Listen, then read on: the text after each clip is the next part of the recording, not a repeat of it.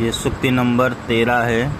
इसमें बता रहे हैं श्री कृष्ण की व्याख्या राधा रानी पवन दूतिका से कि सांचे ढाला सकल वपु है दिव्य सौंदर्यशाली, सत पुष्पों की सुरभि उसकी प्राण पोषता है। दोनों कंधे वृषभ वर से हैं बड़े ही सजीले, लंबी बाहें कलश करसी शक्ति की पेटिका हैं। इसमें राधा रानी बता रही पवन दूतिका से कि उनका जो शरीर है साचे ढाला सकल वपु है दिव्य सौंदर्यशाली। जो उनका शरीर है वो सारा शरीर ऐसा सुगठित है, ऐसा बना हुआ है मानो सांचे में ढाला गया हो। उनका शरीर ऐसा बना हुआ है, शरीर की बनावट ऐसे है जैसे सांचे में डाल करके उनको बनाया गया हो।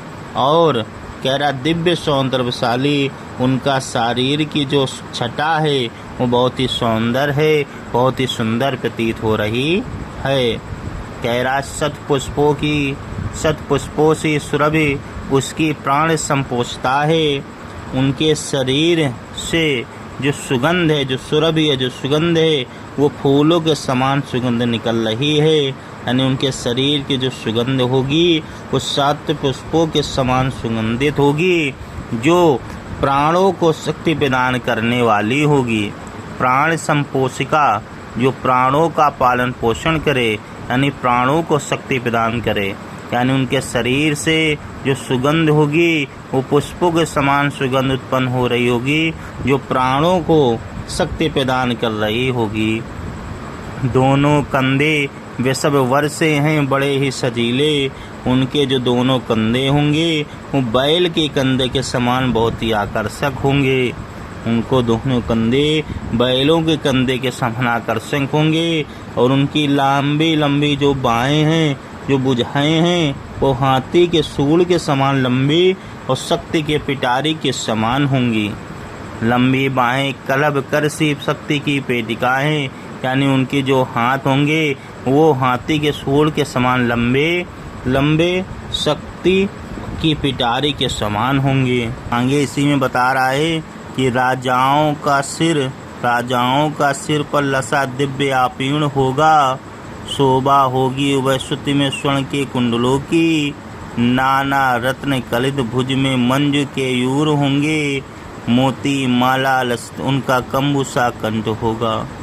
तो इसमें कह रहे हैं जिस प्रकार से राजाओं के सिर में मुकुट सुशोभित होता है, उनके सिर पर भी राजाओं जैसा मुकुट सुशोभित होगा। उनके सिर पर भी राजाओं जैसा मुकुट सुशोभित होगा। उनके दोनों कानों में सोने के कुंडल शोभा पा रहे होंगे। कहना शोभा होगी उभय श्रुति से स्वर्ण के कुंडलों की, जो सोने के कुंडल होंगे कान में पहनने वाले, वो उनके कुंडल जो है शोभा पा रहे होंगे। आगे कह रहा उनकी भुजाओं में अनेक रत्नों से युक्त बाजू बंद होंगे। नाना रत्न कलित भुज में मंजू के यूर होंगे। उनकी भुजाओं में नाना प्रकार से जड़ित बाजू बंद होंगे, जिसमें बहुत